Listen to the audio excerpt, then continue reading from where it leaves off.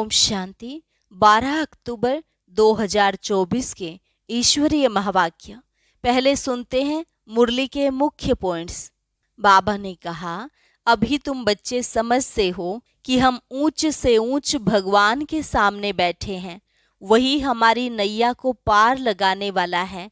हमको विषय सागर से निकाल क्षीर सागर में वही ले जाते हैं।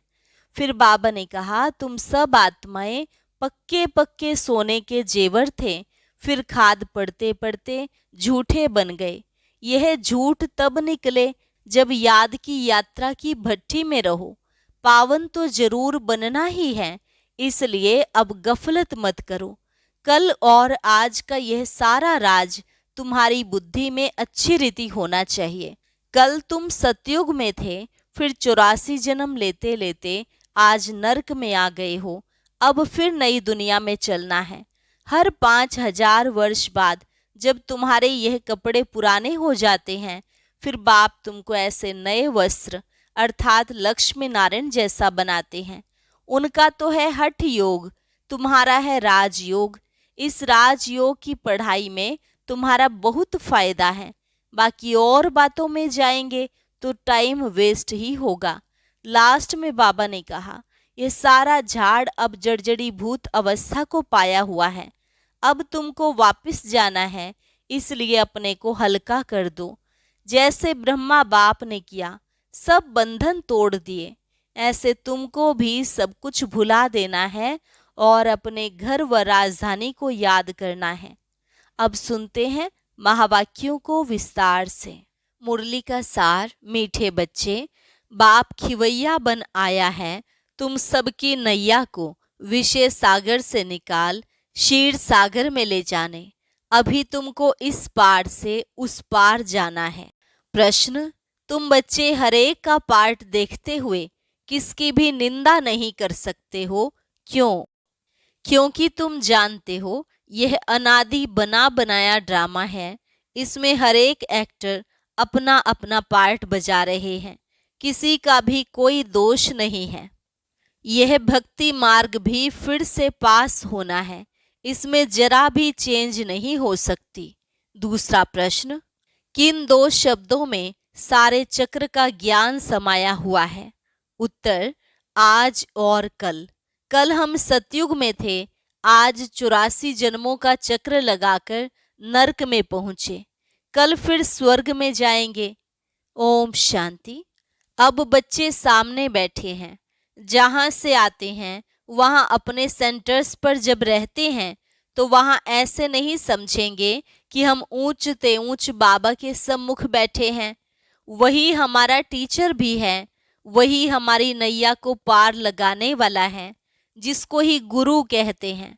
यहाँ तुम समझते हो हम सम्मुख बैठे हैं, हमको इस विषय सागर से निकाल क्षीर सागर में ले जाते हैं। पार ले जाने वाला बाप भी सम्मुख बैठा है। वह एक ही शिव बाप की आत्मा है, जिसको ही सुप्रीम अथवा ऊंच ते ऊंच भगवान कहा जाता है। अभी तुम बच्चे समझते हो हम ऊंच ते ऊंच भगवान शिव बाबा के सामने बैठे हैं। वह इसमें ब्रह्मा तन में बैठे हैं, वह तुमको पार भी पहुंचाते हैं। उनको रथ भी जरूर चाहिए ना, नहीं तो श्रीमत कैसे दें? अभी तुम बच्चों को निश्चय है बाबा हमारा बाबा भी है, टीचर भी है, पार ले जाने वाला भी है। अभी हम आत्माएं अपने घर शांति धाम में जाने वाली हैं। वह बाबा हमको रास्ता बता रहे हैं। वहाँ सेंटर्स पर बैठने और यहाँ सम्मुख बैठने में रात दिन का फर्क है। वहाँ ऐसे नहीं समझेंगे कि हम सम्मुख बैठे हैं, यहाँ यह महसूस आती है। अभी हम पुरुषार्थ कर रहे हैं, पुरुषार्थ कराने वाले को खुशी रहेगी। अभी हम पावन बनकर घर जा रहे हैं। जैसे नाटक के एक्टर्स होते हैं तो समझते हैं अब नाटक पूरा हुआ, अभी बाप आए हैं हम आत्माओं को ले जाने। यह भी समझाते हैं तुम घर कैसे जा सकते हो। वह बाप भी है, नैया को पार करने वाला खिवैया भी है। वह लोग भल गाते हैं, परंतु समझ से कुछ भी नहीं है कि नैया किसको कहा जाता है? क्या वह शरीर को ले जाएगा? अभी तुम बच्चे जानते हो, हमारी आत्मा को पार ले जाते हैं। अभी आत्मा इस शरीर के साथ वैशाल्य में विषय वैतरणी नदी में पड़ी है। हम असुल रहवासी शांति धाम के थे। हमको पार ले जाने वाला अर्थात घर ले जाने वाला बाप मिला है। तुम्हारी राजधानी थी जो माया रावण ने सारी छीन ली है, वह राजधानी फिर जरूर लेनी है। बेहद का बाप कहते हैं, बच्चों अब अपने घर को याद करो। वहां जाकर फिर क्षीर सागर में आना है। यहाँ है विष का सागर, वहां है क्षीर का सागर, और मूल वतन है शांति का सागर। तीनों धाम है, यह तो दुख धाम है। बाप समझाते हैं, मीठे मीठे बच्चों अपने को आत्मा समझ बाप को याद करो। कहने वाला कौन है, किस द्वारा कहते हैं? सारा दिन मीठे मीठे बच्चे कहते रहते हैं। अभी आत्मा पतित है, जिस कारण फिर शरीर भी ऐसा मिलेगा। अभी तुम समझते हो, हम पक्के पक्के सोने के जेवर थे, फिर खाद पड़ते पड़ते झूठे बन गए हैं। अब वह झूठ कैसे निकले? इसलिए यह याद के यात्रा की भट्ठी है। अग्नि में सोना पक्का होता है ना। बाप बार बार समझाते हैं, यह समझानी जो तुमको देता हूँ, हर कल्प देता आया हूँ, हमारा पार्ट है। फिर 5000 वर्ष के बाद आकर कहता हूँ कि बच्चे पावन बनो। सतयुग में भी तुम्हारी आत्मा पावन थी, शांति धाम में भी पावन आत्मा रहती है। वह तो है हमारा घर। कितना स्वीट घर है। वहां जाने के लिए मनुष्य कितना माथा मारते हैं। बाप समझाते हैं, अभी सबको जाना है, फिर पार्ट बजाने के लिए आना है। यह तो बच्चों ने समझा है। बच्चे जब दुखी होते हैं तो कहते हैं, हे भगवान हमें अपने पास बुलाओ, हमको यहाँ दुख में क्यों छोड़ा है? जानते हैं बाप परम धाम में रहते हैं तो कहते हैं, हे भगवान हमको परम धाम में बुलाओ। सतयुग में ऐसे नहीं कहेंगे, वहाँ तो सुख ही सुख है, यहाँ अनेक दुख हैं। तब पुकारते हैं, हे भगवान।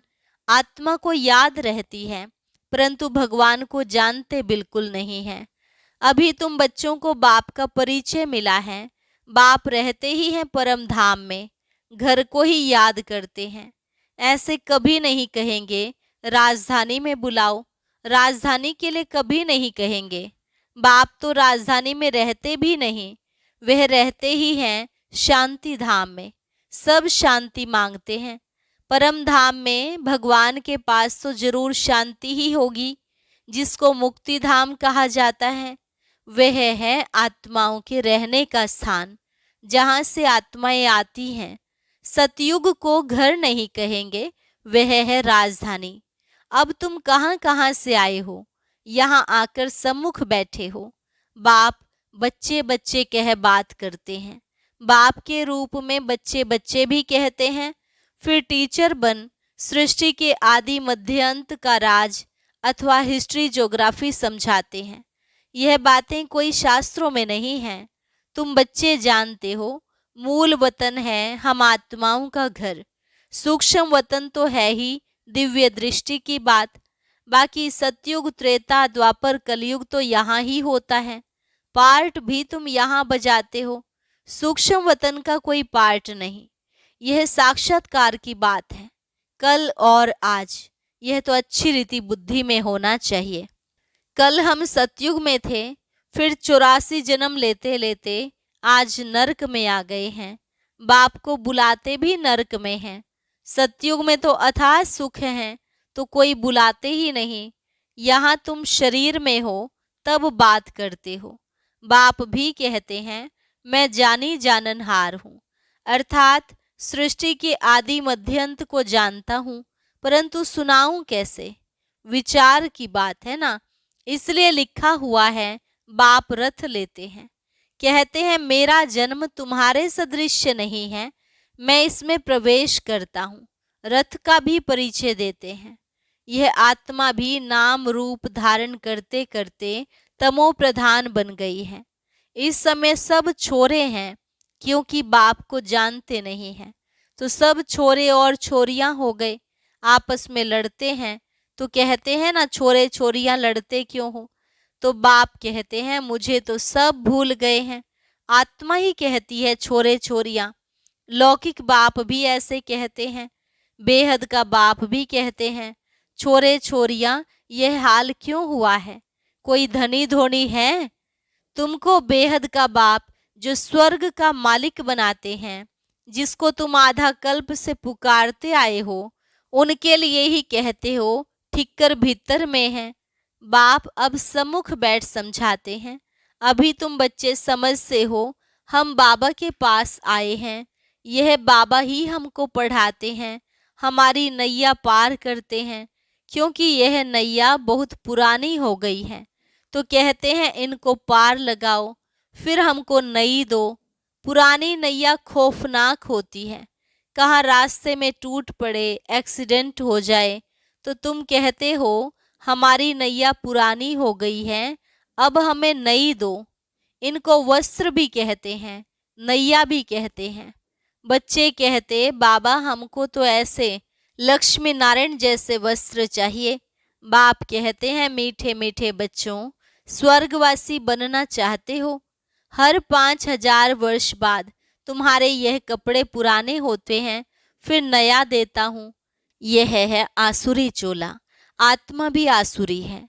मनुष्य गरीब होगा तो कपड़े भी गरीबी के पहनेंगे, साहूकार होगा तो कपड़े भी साहूकारी के पहनेंगे। यह बातें अभी तुम जानते हो। यहाँ तुमको नशा चढ़ता है कि हम किसके सामने बैठे हैं। सेंटर्स पर बैठते हो तो वहाँ तुमको यह भासना नहीं आएगी। यहाँ सम्मुख होने से खुशी होती है, क्योंकि बाप डायरेक्ट बैठ समझाते हैं। वहाँ कोई समझाएगा तो बुद्धि योग कहाँ कहाँ भागता रहेगा। कहते हैं ना, गोरख धंधे में फंसे रहते हैं, फुर्सत कहाँ मिलती है। मैं तुमको समझा रहा हूँ, तुम भी समझते हो। बाबा इस मुख द्वारा हमको समझाते हैं। इस मुख की भी कितनी महिमा है। गौ मुख से अमृत पीने के लिए कहाँ कहाँ जाकर धक्के खाते हैं, कितनी मेहनत से जाते हैं। मनुष्य समझते ही नहीं कि यह गौ मुख क्या है। कितने बड़े समझदार मनुष्य वहाँ जाते हैं। इसमें फायदा क्या, और ही टाइम वेस्ट होता है। बाबा कहते हैं यह सूर्यास्त आदि क्या देखेंगे, फायदा तो इनमें कुछ नहीं। फायदा होता ही है पढ़ाई में। गीता में पढ़ाई है ना, गीता में कोई भी हठ योग आदि की बात नहीं, उसमें तो राजयोग है। तुम आते भी हो राजाई लेने के लिए। तुम जानते हो इस आसुरी दुनिया में तो कितने लड़ाई झगड़े आदि हैं। बाबा तो हमको योग बल से पावन बनाए विश्व का मालिक बना देते हैं। देवियों को हथियार दे दिए हैं, परंतु वास्तव में इसमें हथियारों आदि की कोई बात है नहीं। काली को देखो कितना भयानक बनाया है। यह सब अपने अपने मन की भ्रांतियों से बैठ बनाया है।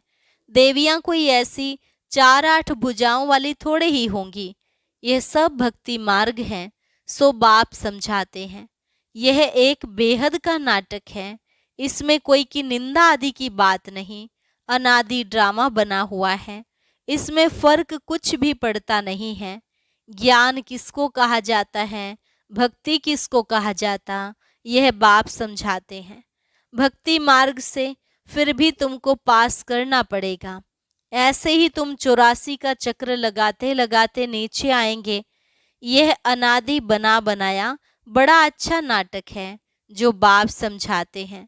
इस ड्रामा के राज को समझने से तुम विश्व के मालिक बन जाते हो। वंडर है ना, भक्ति कैसे चलती है, ज्ञान कैसे चलता है। यह खेल अनादि बना हुआ है, इसमें कुछ भी चेंज नहीं हो सकता। वह तो कह देते ब्रह्म में लीन हो गया, ज्योति ज्योत समाया। यह संकल्प की दुनिया है।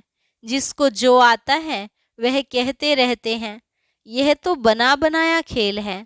मनुष्य बाइस्कोप देख कर आते हैं, क्या उसको संकल्प का खेल कहेंगे? बाप बैठ समझाते हैं बच्चे यह बेहद का नाटक है जो हूबहू रिपीट होगा। बाप ही आकर यह नॉलेज देते हैं क्योंकि वह नॉलेजफुल है। मनुष्य सृष्टि का बीज रूप है, चैतन्य है, उनको ही सारी नॉलेज है। मनुष्यों ने तो लाखों वर्ष आयु दिखा दी है। बाप कहते हैं इतनी आयु थोड़े ही हो सकती है। बाइस्कोप लाखों वर्ष का हो तो कोई की बुद्धि में नहीं बैठे। तुम तो सारा वर्णन करते हो, लाखों वर्ष की बात कैसे वर्णन करेंगे? तो वह सब है भक्ति मार्ग। तुमने ही भक्ति मार्ग का पार्ट बजाया। ऐसे ऐसे दुख भोगते भोगते अब अंत में आ गए हो। सारा झाड़ जर्जरी भूत अवस्था को पाया हुआ है। अब वहां जाना है, अपने को हल्का कर दो। इसने भी हल्का कर दिया ना, तो सब बंधन टूट जाएं। नहीं तो बच्चे, धन, कारखाने, ग्राहक, राजे, रजवाड़े आदि याद आते रहेंगे। धंधा ही छोड़ दिया तो फिर याद क्यों आएंगे? यहाँ तो सब कुछ भूलना है। इनको भूल अपने घर और राजधानी को याद करना है। शांति धाम और सुख धाम को याद करना है। शांति धाम से फिर हमको यहाँ आना पड़े। बाप कहते हैं मुझे याद करो। इनको ही योग अग्नि कहा जाता है। यह राजयोग है ना। तुम राज ऋषि हो। ऋषि पवित्र को कहा जाता है। तुम पवित्र बनते हो राजाई के लिए। बाप ही तुम्हें सब सत्य बताते हैं। तुम भी समझते हो यह नाटक है। सब एक्टर्स यहाँ जरूर होने चाहिए। फिर बाप सबको ले जाएंगे। यह ईश्वर की बारात है ना। वहाँ बाप और बच्चे रहते हैं, फिर यहाँ आते हैं पार्ट बजाने। बाप तो सदैव वहाँ रहते हैं, मुझे याद ही दुख में करते हैं। वहाँ फिर मैं क्या करूँगा? तुमको शांति धाम सुख धाम में भेजा, बाकी क्या चाहिए? तुम सुख धाम में थे, बाकी सब आत्माएं शांति धाम में थी। फिर नंबरवार आते गए, नाटक आकर पूरा हुआ। बाप कहते हैं बच्चे अब गफलत मत करो, पावन तो जरूर बनना है। बाप कहते हैं यह वही ड्रामानुसार पार्ट बज रहा है। तुम्हारे लिए ड्रामानुसार मैं कल्प कल्प आता हूँ। नई दुनिया में अब चलना है ना। अच्छा, मीठे मीठे सिकिलधे बच्चों प्रति माता पिता बाप दादा का याद प्यार और गुड मॉर्निंग। रूहानी बाप की रूहानी बच्चों को नमस्ते। रूहानी बच्चों की रूहानी बाप दादा को नमस्ते नमस्ते, गुड मॉर्निंग। धारणा के लिए मुख्य सार। पहली पॉइंट, अब यह झाड़ पुराना जर्जरीभूत हो गया है। आत्मा को वापस घर जाना है, इसलिए अपने को सब बंधनों से मुक्त कर हल्का बना लेना है। यहाँ का सब कुछ बुद्धि से भूल जाना है। अनादि ड्रामा को बुद्धि में रख किसी भी पार्टधारी की निंदा नहीं करनी है। ड्रामा के राज को समझ विश्व का मालिक बनना है। वरदान, साइलेंस की शक्ति द्वारा आत्म शक्ति के उड़ान की तीव्र गति करने वाले विश्व परिवर्तक भव। साइलेंस की शक्ति द्वारा आत्म शक्ति के उड़ान की तीव्र गति करने वाले विश्व परिवर्तक भव। साइंस के साधनों की रफ्तार को साइंस द्वारा कट भी कर सकते हैं, पकड़ भी सकते हैं, लेकिन आत्मा की गति को अभी तक न कोई पकड़ सका है न पकड़ सकता है। इसमें साइंस अपने को फेल समझती है। जहाँ साइंस फेल है वहाँ साइलेंस की शक्ति से जो चाहो वो कर सकते हो। तो आत्म शक्ति की उड़ान तीव्र गति से करो। इस शक्ति से स्व परिवर्तन, चाहे किसी की वृत्ति का परिवर्तन, वायुमंडल का परिवर्तन कर विश्व परिवर्तक बन सकते हो। तीव्रता की निशानी है सोचा और हुआ। स्लोगन, शिक्षादाता के साथ रहम दिल बन सहयोगी बनो। ओम शांति। आज दशहरे पर हम ज्ञान मोती में सुनेंगे कि जीवन मुक्त स्थिति का अनुभव कैसे करना है। उसके लिए ऊपर दिए गए बॉक्स पर क्लिक करें।